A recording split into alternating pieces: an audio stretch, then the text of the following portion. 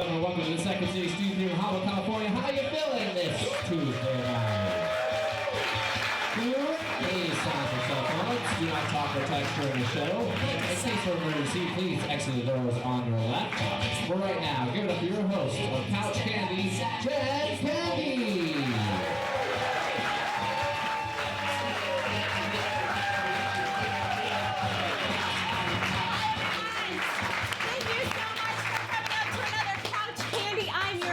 Jen Candy. My father was the late great John Candy, who is no stranger to Second City. Now I've got an amazing guest tonight. She is Second City alumni, star of SCTV, and also two-time Tony Award winner. And I think as of today, I'm gonna predict maybe three-time Tony Award. I don't know if that's bad luck or not. The very talented Andrea Martin.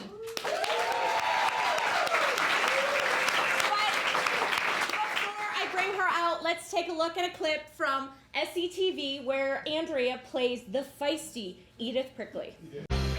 Hold on to your towels, boys. Mama's coming home tonight. He had a boogie so that no one else would play. What a tough man in his crap. And then there's nobody but Ben. He was done with it. He's in the alley now, going to the lead. He's a boogie woogie duke boy from Company B.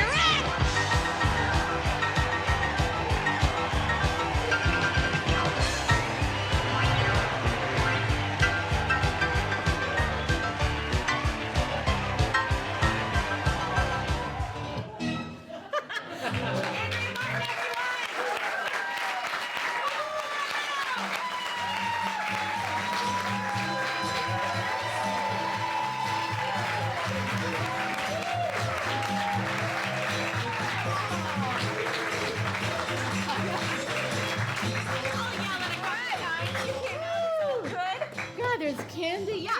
I ask all my guests what their favorite candy is, and you said... What did I say? Chocolate? You said chocolate. You M&M's. You gave me a plethora of options. M&M's, dark chocolate, and then almond bark. So I have an assortment for you if you would like. Brilliant. When can I eat that? Right now, I know. if you choose. I'm not Anytime within the next 40 good. minutes, you're more than welcome to Brilliant. help It doesn't count if I eat it when I'm on stage. Okay. Well, congratulations on your you. nomination. I know. That's fabulous for Noises On.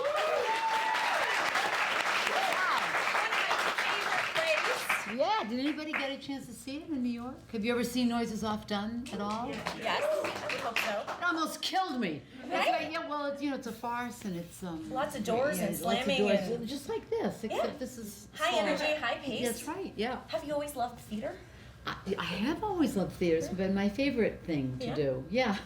How I did SCTV, I have no idea. I have no idea. Yeah. How did you find your way to Second City?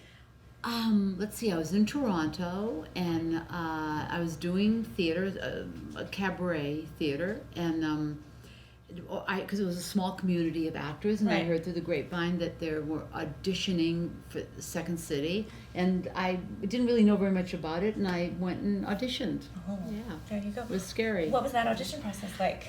I had to come through a door 5 times as 5 different characters. Is anybody here in Second City? Yeah. Is that what you have to do? Yep. Still? I wasn't good then. I still wouldn't be. I did like somebody with a limp, and then somebody that couldn't see, and then somebody that couldn't hear. It was insane. There was no nuance at all. But I think with Second City, I think my sense is that if you're organically funny, that you can learn the skills later, so I think that I had a personality for it, but I don't think I really understood improv or really how to do characters until I got involved with it. Until you started doing it, actually. Yeah. Well, so what were you doing in Toronto? Because you're originally from... Portland, Maine. Yeah. What was I doing in Toronto? After I'm a landed immigrant, permanent resident. Permanent resident now. That's right. Okay, good. Yeah. After I graduated from college, I went to New York and got my equity card doing You're a Good Man, Charlie Brown playing Lucy. And it was the cast was made up of Canadians. And so I fell in love with a boy playing Linus, Derek McGrath. I don't know if you remember him. Yeah, from Toronto. Yeah. And I would cash in my unemployment check in New York. It was $78. And that's how much it cost to fly to Toronto and back in those days. Yeah, and so I'd fly there, and then I just stayed there. I stayed there because I loved it. I think I have a photo of you as Lucy. Oh, you do? Wow. I think Where's I the- do. where's Oh wait, the- let's there go. it Wait. is. Oh no, that's not it. No. I don't know where it is. That's some strange. Oh, maybe I don't have it. Okay. Never mind. I thought I had it. Oh, I do have some That's great. Liza, that's Edith Prickly. That's Liza. Who's that? Oh wow. Okay. We're going Can't through all of say these. really.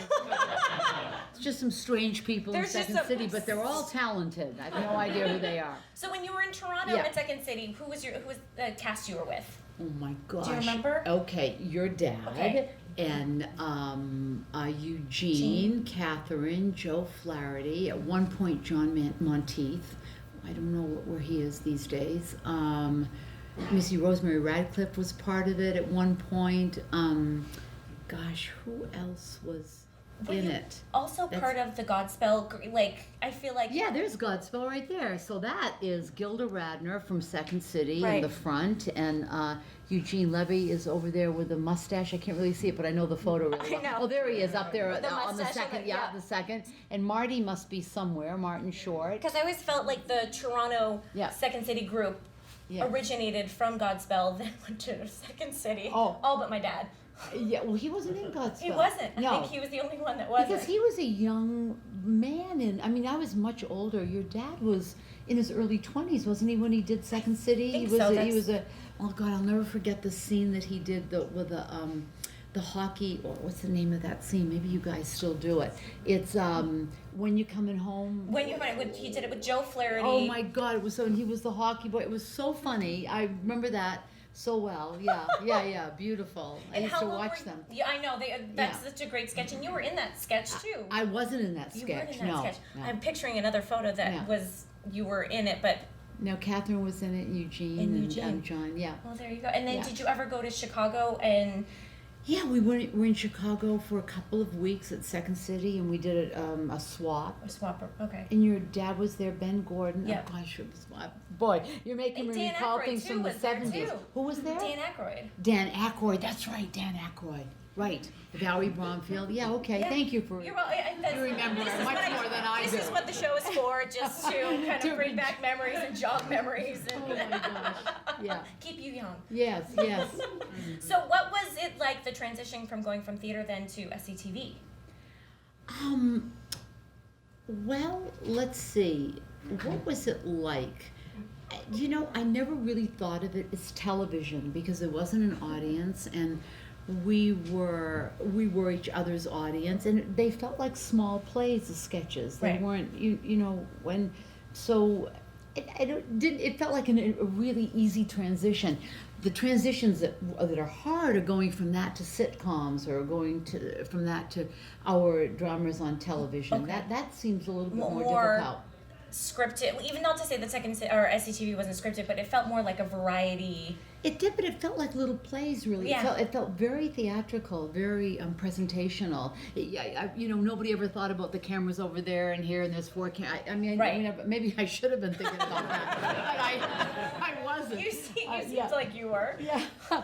Don't know. But you said- everybody directed everybody else. That was what's so great about it. Did you like coming up with? Did you write with anyone? Did you like writing sketches for yourself? I didn't like, you know, your dad and I were very similar in that way. I don't think your father really liked writing sketches by himself. No, That's his right. was cocktail napkins and ideas 100%. and concepts. And he worked a lot with Joe Right. Flaherty and Dick Basucci and Paul Flaherty, right? Who were writers. And I really relied on Catherine O'Hara, who wrote so much of the stuff that we did, Okay. and Dick and Paul also, and Joe.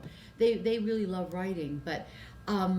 You know, Eugene could go to an office and sit down and compose a sketch, and Catherine could do that, but I couldn't do it. I like standing up and improvising, and so did your dad. Right. And consequently, we didn't do many scenes together. Right, I was gonna That's say really that you're true. not. It was interesting because when I Yeah. was trying to find stuff, I was like, you guys were always in the same vicinity, but never. But never really a close. Like no. Edith Prickly and Johnny LaRue always crossed paths, but Exactly. they never really. It's true. The only thing we really did together was Mrs. Felbel and Mr. Messenger. That was the only thing that we really wrote together. Where did that? Yeah. Where did that concept come up from? Well, you know, all my things had to do with my kids. So they were, and there they are, Jack and Joe. So they're kids. Oh my God, up in heaven. We're always 30 135 kids. and We're always 133. kids, I know, in our 30s. Yeah.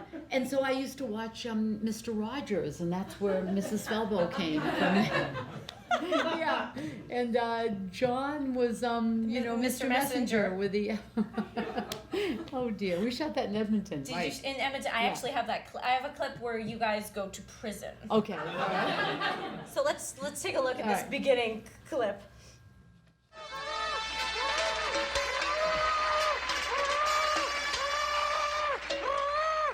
Good morning, Mrs. Falvo. Good morning, boys and girls. Good morning, Mr. Messenger. And where are we going? Pray tell. I'm all prepared to pick up and pound the pavement. Oh, that's very good, boys and girls. You see, today, Mr. Messenger and I are going off to prison, the Mellonville Maximum Security Prison. And why are we going there, Mr. Messenger? To kill some time. That's right, to kill some time. No, to kill some time. Not to kill some time. We're going because crime doesn't pay. Yes, and now we're going to roll some clips. Sit down there. I'm stuck in Folsom Prison, and time keeps dragging on. Well, here we are at the Mellonville Maximum Security Prison. Now, Mr. Messenger, do you know why it's called maximum security? No, I don't, Mrs. Falvo. Well, then, walk up there and you'll find out. All right.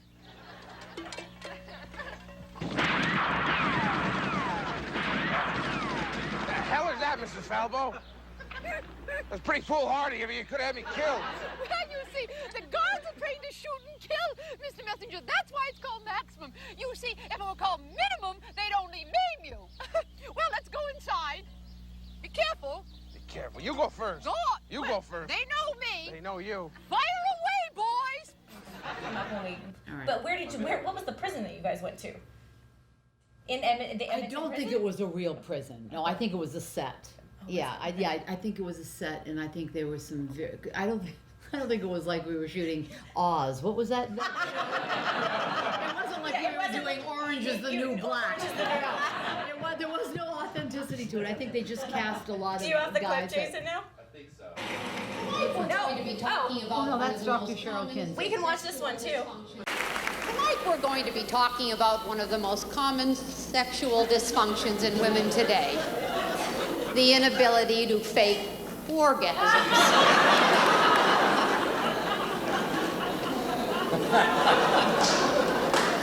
It's a good one. Recent studies show that nearly 60% of all women are capable of at least one fake orgasm, and nearly 20% of those women are capable of multiple fake orgasms. That leaves 40%. 4 out of 10 women who are unable to convincingly fake an orgasm. Okay. How did this character? Now that is so bizarre because I do that character in my one-person show when I do the one-person show, and wow, that was so subtle compared to how I do it now. I can't even talk about it. Now I do. Let me see. 4 out of 10 women who convincingly fake an orgasm. Literally, how I do it now. Oh my God. Wow. Okay. Do a lot of your characters come back in your one-woman show? Yes, I do Edith in it, and Cheryl Kinsey, and Perini, Sclerosi, I and love Perini. let me see who else I do in there. Then I show some clips, but I do a lot of Broadway stuff too. Oh, that's fabulous. Yeah. I love it. There was a quote that you had said that you, despite your SCTV days, Yeah. you are not a good impersonator.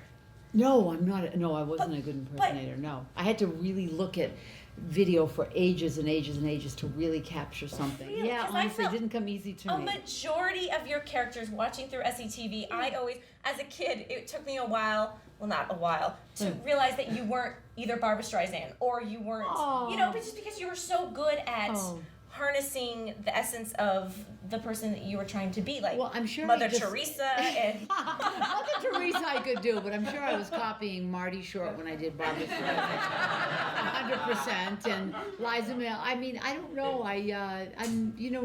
No. Maybe a couple. Bernadette Peters I could do. Why? Nobody knows her. You know, I mean, it's so crazy. I show that clip in my show, and I think, gee, I'm so good at this, and not one person notices who I'm doing.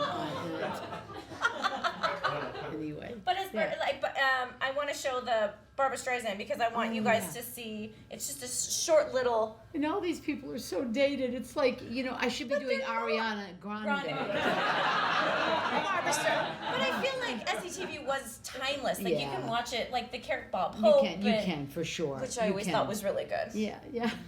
Jealous.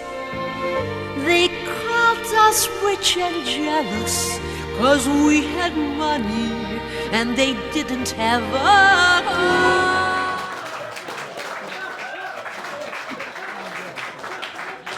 Did you always start? When did you start singing?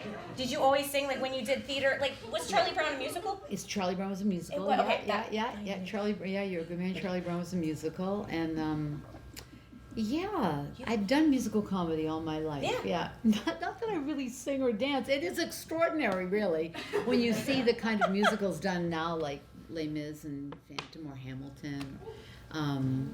So many shows now that aren't character driven, they're really musical driven. Right. But I came in a period where there were still character musicals, and so I've been doing them all my life. Pippin. Pippin. So Pippin was written in the 70s. Yes, Pippin was written in the 70s, and the person I don't know if anybody's even going to remember. Oh, Pippin, yeah.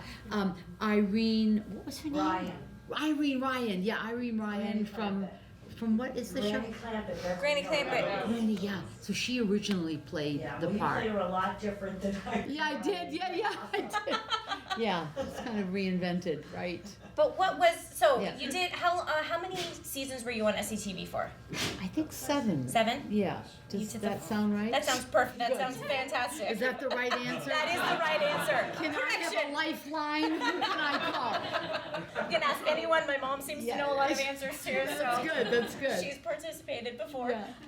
So you did SCTV, and then you kind of transitioned and just started doing film and television, and then Broadway. But I feel like you always stuck. My heart was in the theater.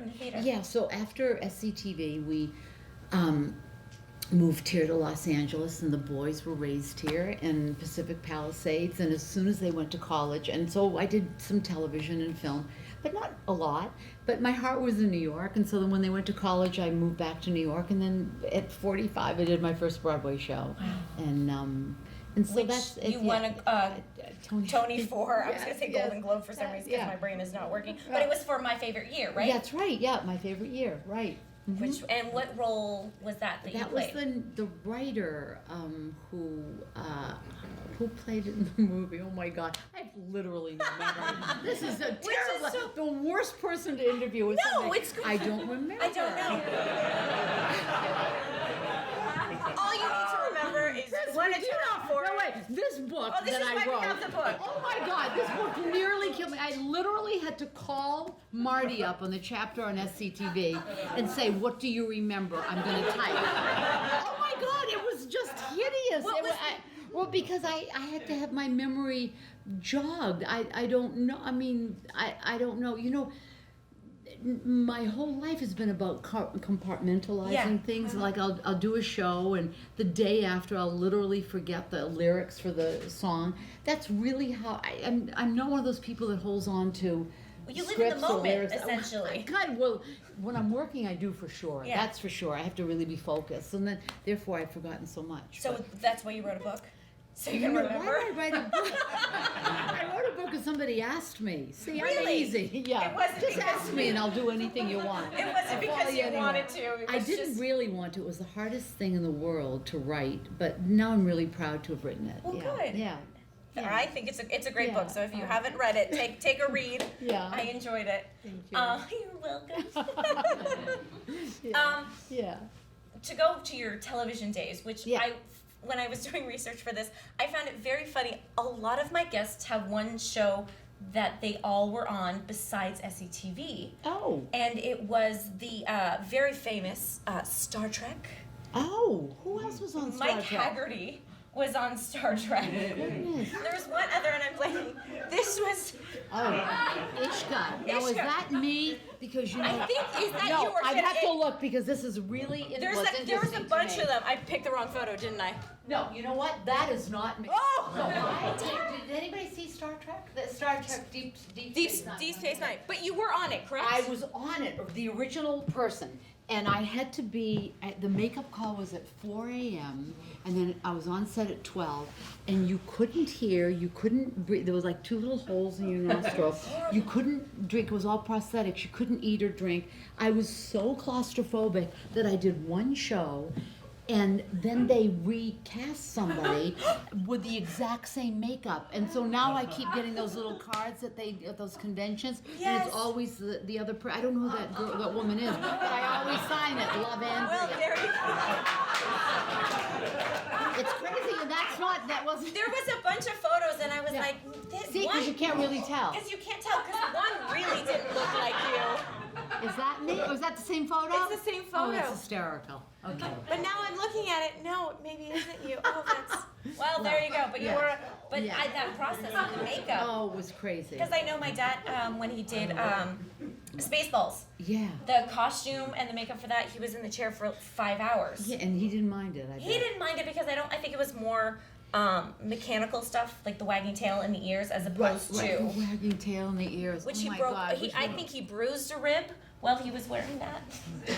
And then he went back for more the next day. Oh my God, Guess they- amazing. I know he loved doing the film and television. Not so much television. He went straight into film. I know that he had such a great success in film. I know, Amazing. yeah. I know. Okay, so great. you always dabbled in film and television, doing great movies. Yeah. Club Paradise was another. I love Club Paradise. There were a lot of SCTV. people Everyone in Club was. Paradise. I always thought it was an SCTV. I know. I do. I think I remember asking my dad, "Why were you not in this Yeah, movie?" why wasn't he I in don't that? know. I think he would have been. He would have perfect. stolen the film. That's why. That's So probably they- right. you're like, That's no, we're prob- not going to cast him. Nobody will look at us. But that shower scene was always my favorite scene that I just always thought it was brilliantly written, and Robin Duke was in it. And, there's Harold Ramis, God bless his soul. Yeah. He wrote it, and yeah, so many SCTV. Rick Moranis was in it, and Steve Campman, Eugene Levy, Rick Moranis. Mary Gross, Robin Duke. Robin I can't Williams? see anything, but now I'm remembering. Just remembering. Yeah. I know the photos are just for show. Nothing. Yeah. Nothing major. was So you great. did Broadway. You won a Tony for My favorite year. your favorite year. Yeah. And then you did. What was your next one? You did Oklahoma. Oh gosh, what was my next Oklahoma, one? I Was think. it? Is my favorite year? Was Oklahoma next? Okay. In the vicinity. Sure. Let's say that. Ann Eller. I wasn't so young. Yeah, there it is. There's Ann Eller right there. Yeah. Yeah. Then you worked with Mel Brooks. I did. I worked with Mel What was Brooks. that like? Oh, that was extraordinary. Young I worked with Mel- Frankenstein? Did you see the movie, Young Frankenstein? Anybody see the movie, Young Frankenstein? And you know who played the iconic housekeeper in it? Cloris Leachman. So Cloris Leachman was 80 when the Broadway musical Really? was created, and she really wanted to play the part of Frau Blucher. But Mel didn't think that she had the stamina to do it, and then just very shortly after that, she was cast in Dancing with the Stars and had to learn like 20,000 dances in a week, and proved to everybody that she could do it. So luckily for me, fortunately, I was cast in it. That was an extraordinary time. If you grow up as a comedian, Mel Brooks is you hold him as an idol. Yeah, he's really. iconic. Yeah, and he was a fascinating guy. I was really intimidated around Mel Brooks because he started in improv, and I was really, but I wanted to change things, but I was really in the script. I'm like, all right, this could be funnier, but I didn't really know how to say it. So he used to say things, shout out 10 things, I'll pick one, and it's true. He really loved jokes coming at you, and then he would pick one. So we were in previews in Seattle, and there was a section of the show that wasn't working, and I really wanted to change something, and I didn't know what to do, so I called Marty Short and Nathan Lane, who did the producers with Mel, and I said, what should I do? And they said, do the line that you want in the show and don't tell Mel, and if it gets a laugh, he'll let you keep it in. And I did it, and it got a huge laugh, and he came to my dressing room afterwards and knocked on the door, and he said, it's in, but no credit. That's really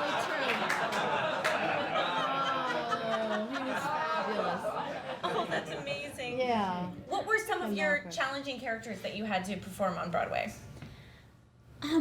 You know, honestly, I was on a trapeze in Pippin, and it was an amazing, probably my favorite experience ever in the theater. While you're talking about this, we can play the clip and then just don't put the sound. Oh my God! Someone from the audience videotaped, great quality, mind you, of you trapezing. Oh my God! So I would God. love to show it because. Oh, so I'm wow! I'd kill to look like that these days. That's not. Wow! Yeah. So what was the prep for trapezing? I went to circus school here, Cirque School, yeah, in Hollywood on, I think it's on Hollywood Boulevard. Did you do that for? I studied here, and I studied in Brooklyn for 6 months. I studied before, where you can't. You and Pink can go on tour together. Yeah. Hey, well, I got news about that. I'll tell you about that. Okay, wait a minute. So I'm singing now. It's time. Okay. Here is a secret that I've never told me. Okay, now the music box is going. You can't really tell, but just. Yeah. That's all core right there. It is all core. Yeah. Boy, memories like the corners of my mind. Wow, I love that guy. Yannick, he's a circus performer. Oh, is that the sound? Yeah, it's got sound now. Anyway, that was an amazing. It was here at the Pantages. Did anybody see it?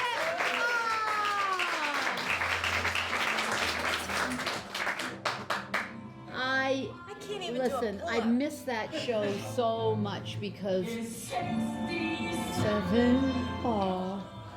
I miss that show because the part was, the song was called "It's Time to Start Living," and I was 60s. It's about a 66-year-old woman, and when it was written in 1970, 66 was very old, and it isn't anymore. And so when they asked me to do it, I said, I'll do this if I can reinvent the way the song is done, because I'm that age and I don't feel like my life is over. I don't feel like I have to do a little gimmicky thing on stage. I think that this is an opportunity to say to an audience of people my age that this is a third chapter of our life and it's time to start living. And I'm going to show you that it's never too late for anything. And so I learned the trapeze and part of the circus thing. So it was a very meaningful, and I wrote most of the lines with Nathan Lane, who is my muse. He writes, he helped me in Young Frankenstein. Yeah. Everything I do, he helps me with the lines on stage. And I really miss that show because it was a real outpouring of love. The whole song that I sang, which is "It's Time to Start Living," here is a secret I've never told, maybe you'll understand why. I believe if I refuse to grow old, I can stay young till I die. And I connected so much with the audience, it didn't even feel like I was doing anything. show. It didn't feel like a show, yeah. So I think about this show a lot. It felt I'm glad that you're mentioning this show, because this is the only time in all the things I've ever done that felt like SCTV, and I Really?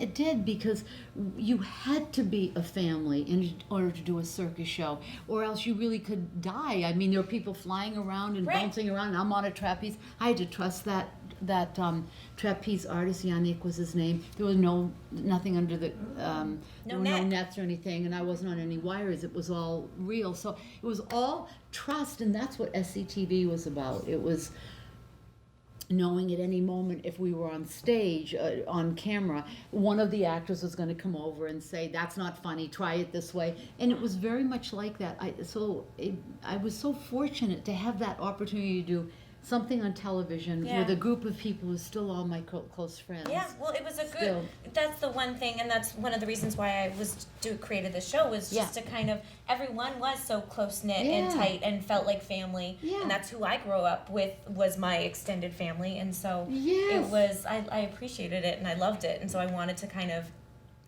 reconnect as an adult. Yeah. Because I experienced it as a child. Yes, So of it's nice to course. kind Oh of my gosh, this see- generation, it's I so beautiful. know. It's a I just great love generation. it. I Oh my love gosh. it too. Yeah. No, what were you saying? No, I was going to say that today Eugene texted me and Marty texted me and Catherine texted me for the. Congratulations! It was so lovely. We're still in each other's lives. I know, and, it's great. But the hardest thing that I've ever had to do really was noises off, because it took an enormous amount of skill to do farce, but it looks really, really easy. I know. It looks really easy, and it's really challenging if you ever get an opportunity to do a farce. I've done farces. I love them. They're my It's really favorite. challenging because the stakes have to be. It's a great exercise for an actor, especially somebody started doing improv, because the stakes have to be really high in order for farce to work. It's a matter of life and death, just like you feel on stage when you come on to improvise. Oh my God, you can't be letting anything, it can't just be casual, you have to really, what's the through line, what do I need to accomplish? It's a great acting exercise. So Noises Off was really the most difficult I've ever had, so it was so exciting to be validated today. And that's great, Yeah. and congratulations. Thank you. And Andrea, we are out of time. Oh no! I know. I could talk about myself all night. No, but we're out of time. But I want to go out with a. I would like to show one more clip because Edna Boyle is. Oh, dear to Edna my heart. Boyle and Dave Thomas. So let's take a look at Edna Boyle. It was so sweet. Before- Dave Thomas's daughter, who I haven't seen since she was 6 months old, she came to to visit see you. Noises Off. It was so touching. Whoop, that's my mic. Okay. Yeah. As we fall off the couch. Yeah. Let's take a look at Edna. Hi, I'm Edna Boyle. Me and my husband love you to come and visit us at Texas Edna Boyle's Oregon Emporium, where this week we got rhythm aces for $199.95. Yes, we got rhythm aces and 4.5 miles. Organs and pianos. We're open 24 hours a day, so bring the kids, bring the whole family, right, Tex? That's right, Edna. There's lots of parking space. You'll spot Tex out front cooking fresh farm sausages. Yes, cooking sausages, because this weekend is cookout weekend, right, Tex? That's right, Edna. All our customers are invited to grab a sausage off the grill out front. Yes, piggies for the kiddies. Then go inside and see our organs, but keep those fingers off the merchandise. Those little piggies are greasy. So come on down. We're open 24 hours a day on Route 29. Texas Edna Boyle's Oregon Emporium. And remember our special this week, the fabulous rhythm ace for just $199.95. So come on down and join in the fun. Who knows, there may be a Vertus Soto in your family, right, Tex? That's right, Edna. That's Tex and Edna Boyle's Oregon Emporium. We'll put the song back in your heart. Virtuoso. Virtuoso. Virtuoso. Right, Tex?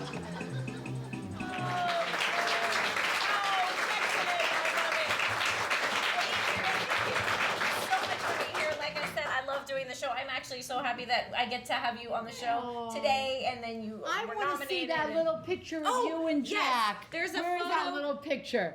Because I will never, Rose, I'll never forget this. We were on the airplane together. Were we coming from Toronto to LA or LA to There Toronto? it is. Look at that. Jack, Jack, stand up now. That's Jack Doman. That's Jack. How sweet is that? The cutest photo. I can't I am even so stand sorry it. that I'm You just look mauling like your brother face. and sister there. That's so adorable. Anyway, it's such a pleasure and honor, and your dad would be so proud of you. Thank you. And I consider you that- part of the family. Like it's just, it's such a honey, great memory. God So bless you. thank you so much. All right. Thank you guys.